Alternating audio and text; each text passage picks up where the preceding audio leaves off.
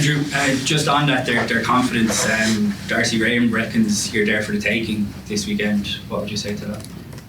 Again, they've earned the right to be confident from the way they played, to put 50 points on a French team that were flying high and everyone was saying is unbeatable in this competition.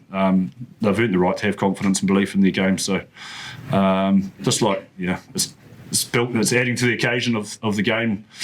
We take massive pride in playing at home in front of our people. So it's our job to make sure they come here and they don't get to play that brand of rugby at our home ground. That's our challenge. What have you made of the evolution of the attack within the Six Nations? Obviously, when we spoke to you in Portugal, which seems like a long time ago now, you spoke about the aerial game and the importance. Obviously, didn't go your way in Paris, but how pleased have you been with how you've grown into the tournament from that point of view? Yeah, I thought in the Italian match and again against England, we had some good aerial moments, which led to some good transitional attack.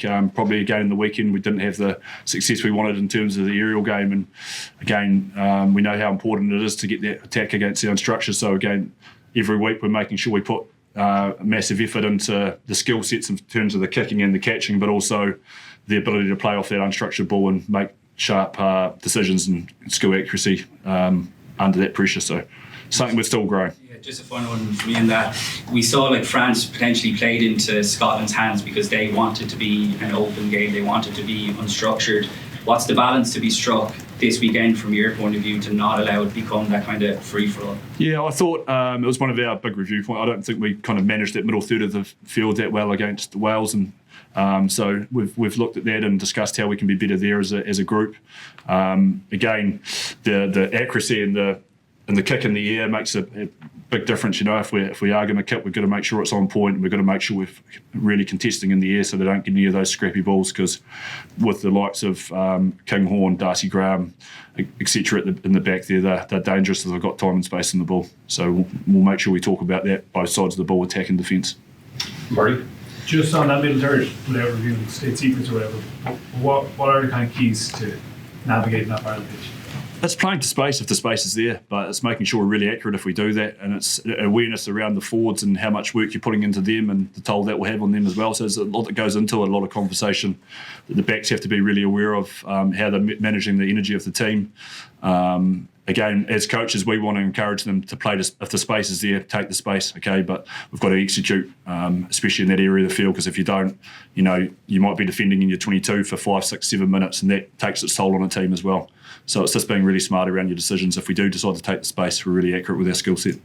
And you mentioned around the transition attack, which is a massive part of the game now. Maybe Ireland weren't seen traditionally as a team who excelled at that kind of stuff. But what are you seeing from the players in terms of grasping that they're doing better? Yeah, I think it's just, again, us as coaches giving them more training time to get reps in here. You've got to get the balance right, and especially at test level, it's probably something that I've learned over my last couple of years. You've got to get the balance right between set piece, and if you're saying you're going to grow the transitional game, you've got to give them time to grow the transitional game at training. So it's about finding the right balance through your week and reviewing it, chatting around it, and trying to find ways to evolve, not just at the start of the campaign, but watching trends and what other teams are doing, and again growing our ability to be world class in that area. Rory? Thank you. Quite a good. There you go. That's what I was going to ask you about, that kind of middle third and all that. But can I just ask you a wider question, just how you feel about the game in general at the moment? Because there was a lot of negativity in November about the attack and initiating on this, but the last few months it's been great outlook for the game, hasn't it? Just the rugby.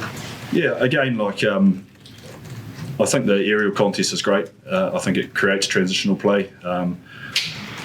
So you're seeing plenty of good play come off the contest. I know we don't want to see 30, 40 kicks, but if you can get 20 to 25 or whatever it is, contestable kicks, and you're getting good transitional play off that, I think it's a positive. There's a couple of things like going up with one hand and things like that I probably don't agree with. I'd like it to be a genuine contest, but that's a discussion for another day. And I think there's been, as you said, through the Six Nations, some of the scores have been fantastic to watch. Super Rugby stuff. I think Sean Edwards said it after the game. Nathan Duke-Stanley said this week about the feeling in the squad just coming from himself in terms of feeling very comfortable in a tight-knit squad. Is that something you as a coach feel, and is that maybe a bit of a difference at the moment? I think it's something that Faz has always been massive on driving, is connection not only of the playing and the management group, but making sure our families, and I'm speaking from experience, my family coming over from New Zealand have felt massively welcome. The kids in the changing room, the partners are really well looked after, and I think having the parents along to special achievements like that and making them feel welcome is a special part, and it does add to the team feel and makes the boys go out and play for something more than just themselves. I know we're obviously inspiring the nation, but when you've got that wider family feel as well, it is really special. And do you feel that tight-knit feeling in this current squad? Yeah, well, it's hopefully you're seeing it on the field, like they're working hard for each other. In big moments, they're scrambling hard for each other. We saw that in spades, especially against England, some of those moments where they're working hard back for each other. We saw it again against Wales. There was some tense moments in there where the boys are working hard for each other, and that comes back to how much they care for each other and care for the group, and ultimately the jersey and what I said before, inspiring our nation with the way we play. Okay, thanks, Andrew. Cheers. Cheers. Thank you.